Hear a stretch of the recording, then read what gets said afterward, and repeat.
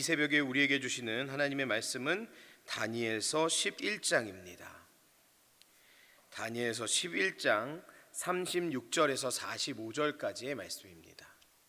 그 왕은 자기 마음대로 행하며 스스로 높여 모든 신보다 크다 하며 비상한 말로 신들의 신을 대적하며 형통하기를 분노하심이 그칠 때까지 하리니 이는 그 작정된 일을 반드시 이룰 것임이라.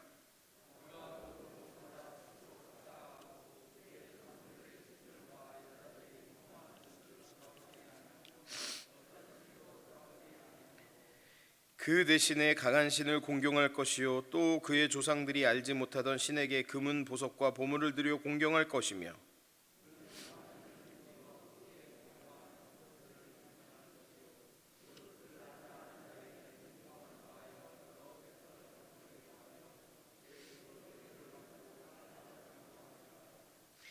마지막 때에 남방 왕이 그와 힘을 겨룰 것이나 북방 왕이 병과 마병과 많은 배로 회오리 바람처럼 그에게로 마주와서 그 여러 나라에 침공하여 물이 넘침같이 지나갈 것이요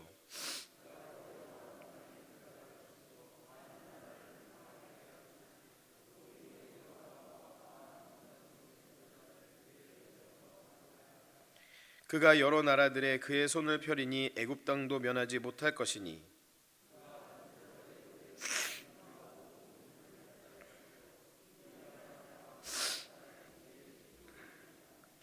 그러나 동북에서부터 소문이 이르러 그를 번민하게 하므로 그가 분노하여 나가서 많은 무리를 다 죽이며 멸망시키고자 할 것이요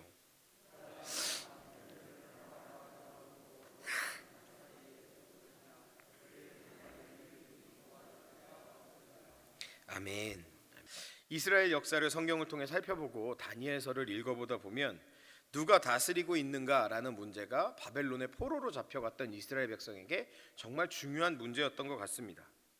유다는 하나님의 다스리심 대신에, 하나님이 다스리는 나라라고 했던 유다는 하나님의 다스리심 대신에 우상을 숭배하고 하나님을 멀리했기 때문에 벌을 받았어요.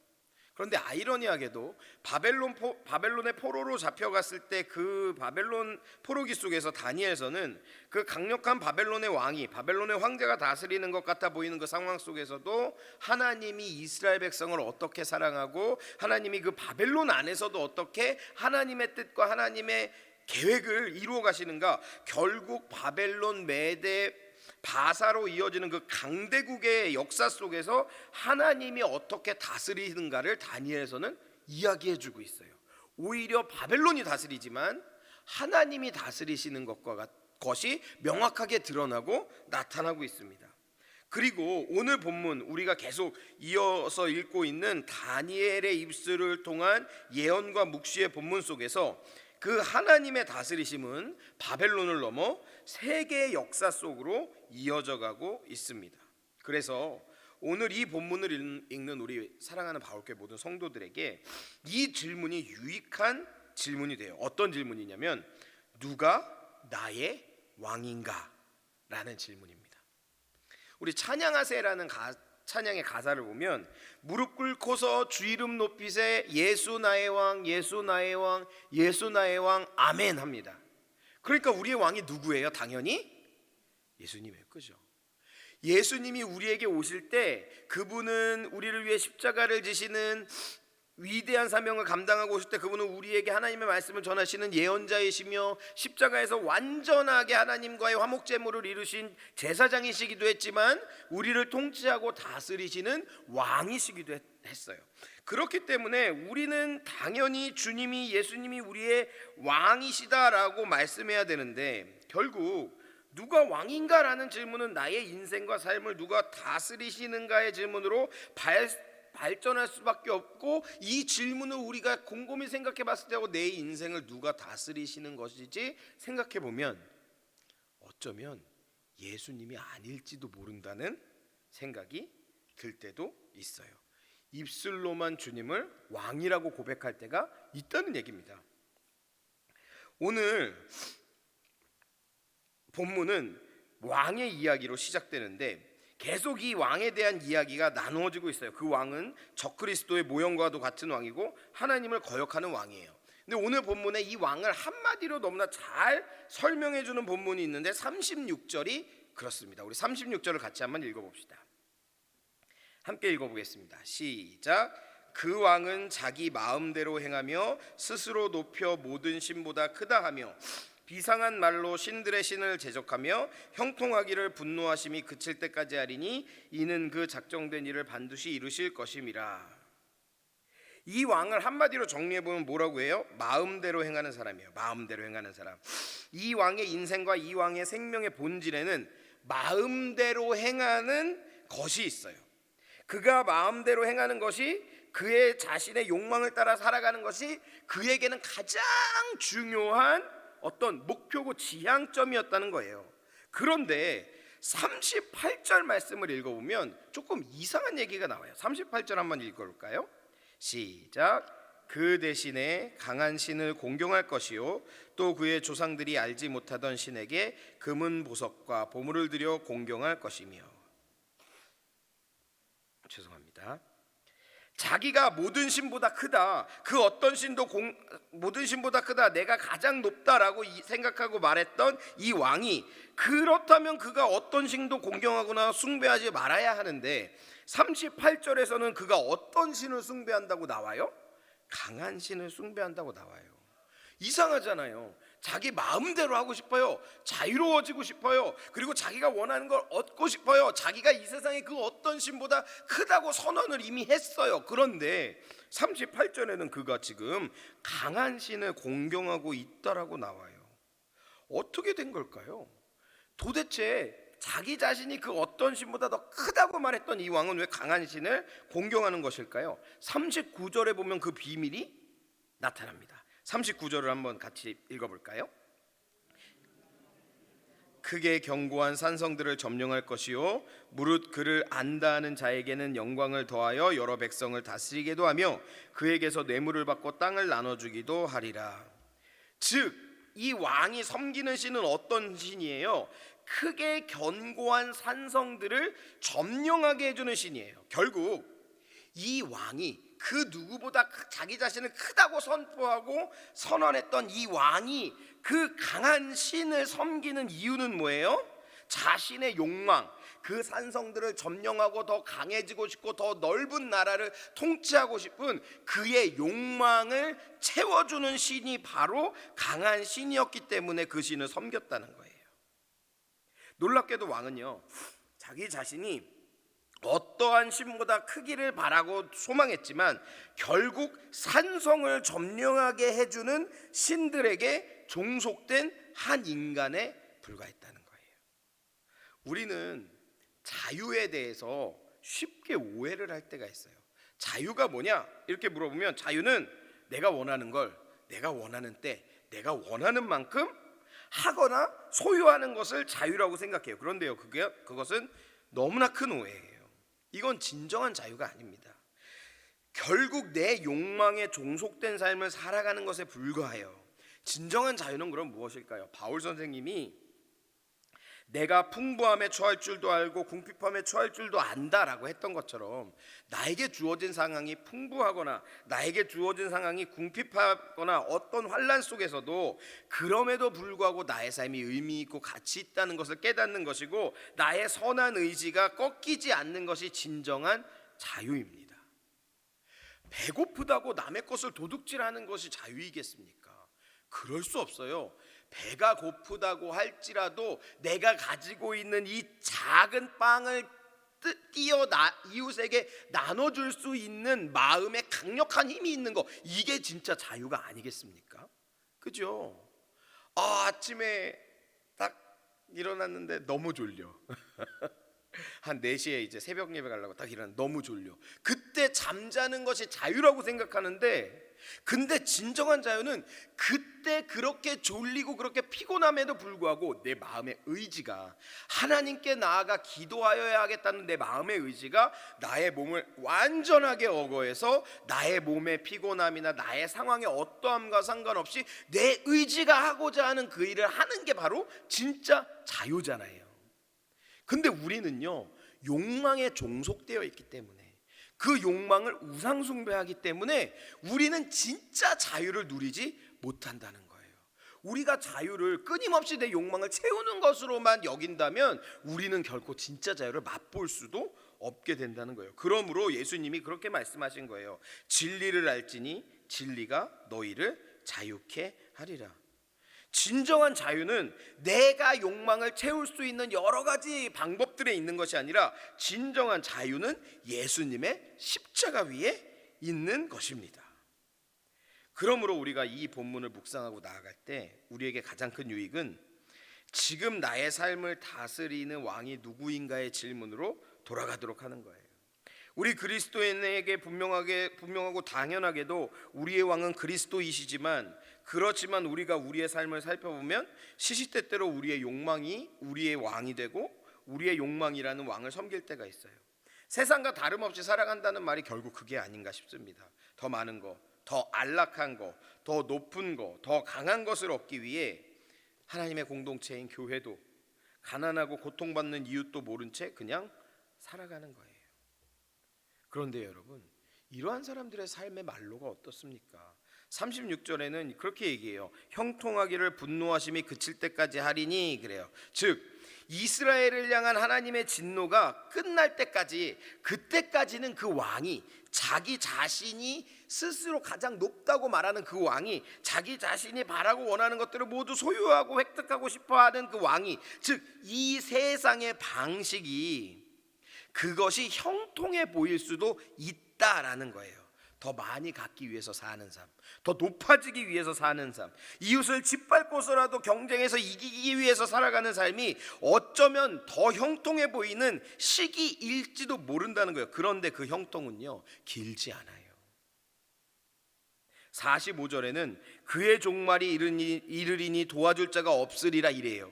종말이 있어요. 종말은 하나님이 친히 내리세요. 하나님은 작정한 것을 결코 거두지 않으시는 분이에요. 우리가 코로나19가 우리에게 다가왔을 때 모두가 다 알게 되지 않았습니까? 이 세상이 얼마나 연약한지, 이 세상이 쌓아놓은 지식과 이 세상이 쌓아놓은 부가 이 질병 앞에서 얼마나 보잘것없는 것인지가 드러나고 나타났잖아요.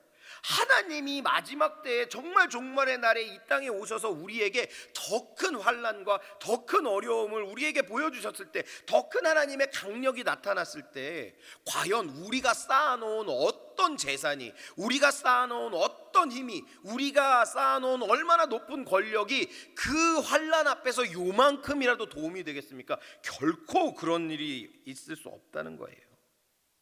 하나님이 친히 내리시는 그 종말의 날이, 개인적으로도 우리에게 종말의 날이 오잖아요.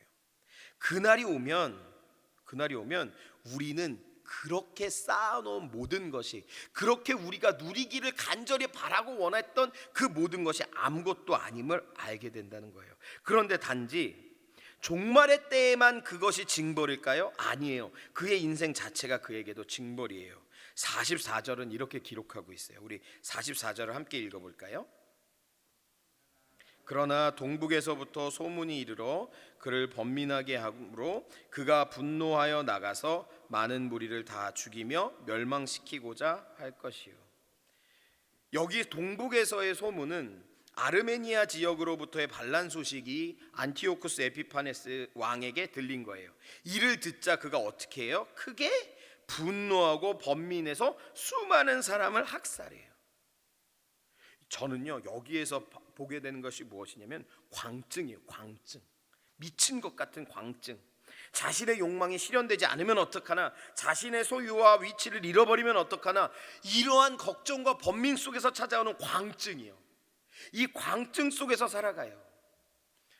제가 설교 시간에 자주 인용하는 예인데, 제가 알고 지내던 어떤 한 학생이, 제가 전에 사역하던 교회에서 한 학생이 이런 얘기를 해주는 거예요. 시험 기간에 친구가 빼곡하게 선생님의 말씀을 적어놓은 교과서를 잃어버렸대요.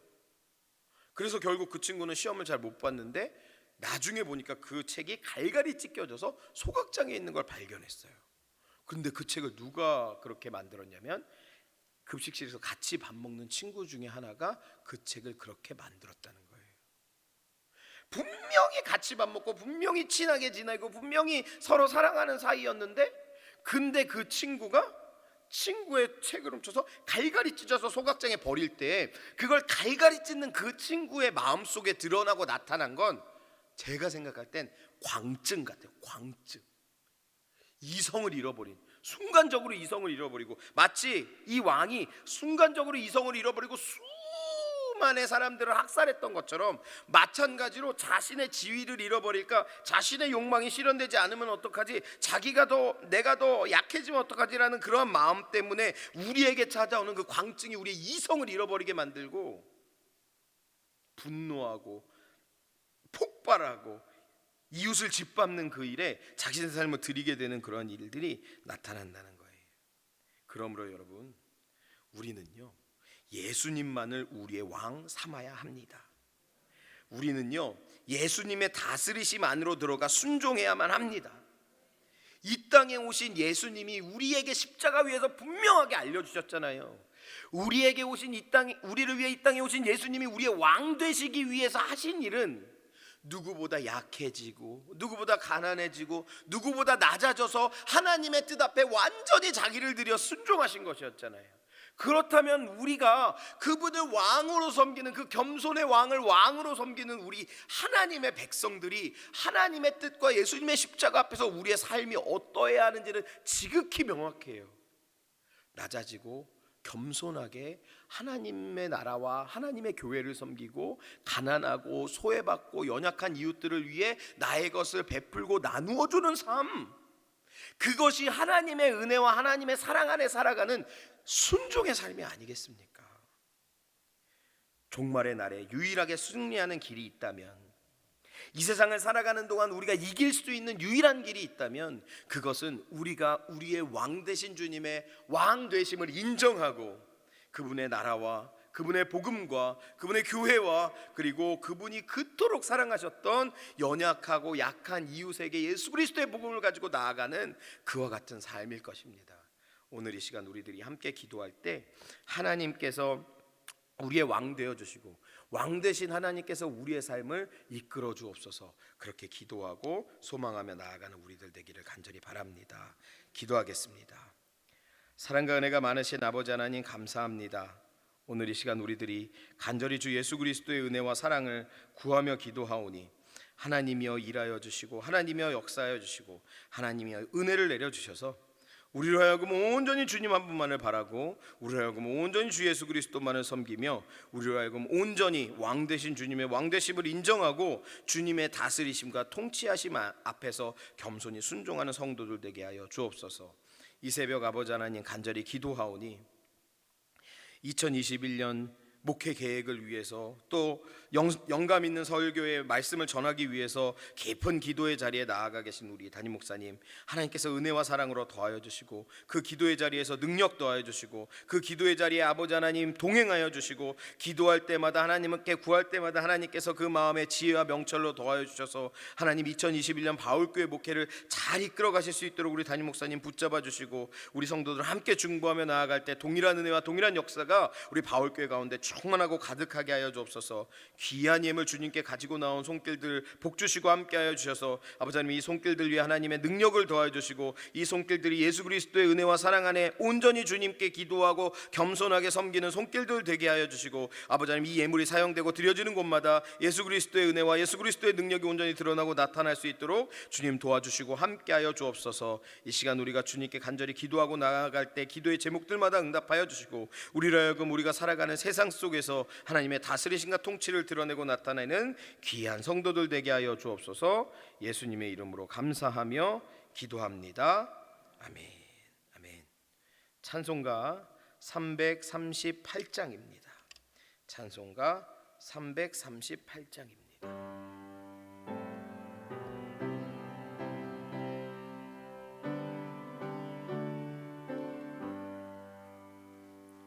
내 주를 가까이 하게 함은 십자가 짐 같은 고생이나 내 일생 소원은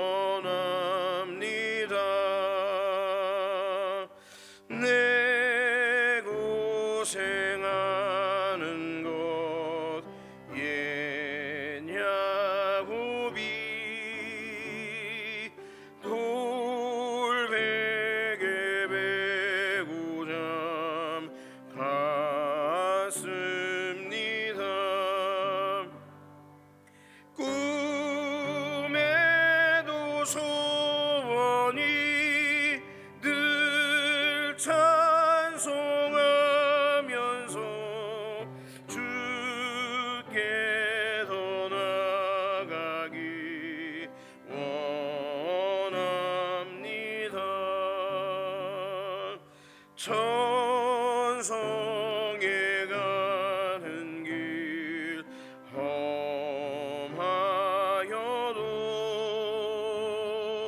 생명길 되나니 은혜로다. 천사 날 부르니 늘 찬송하면서 주께도 나가기 원합니다.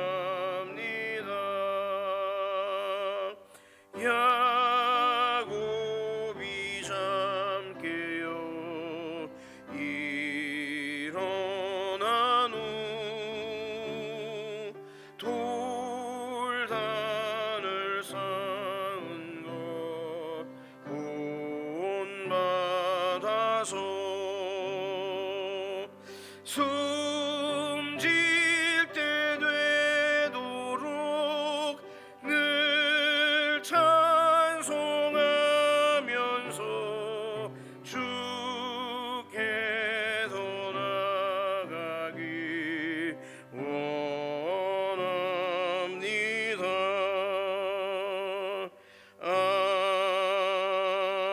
아멘.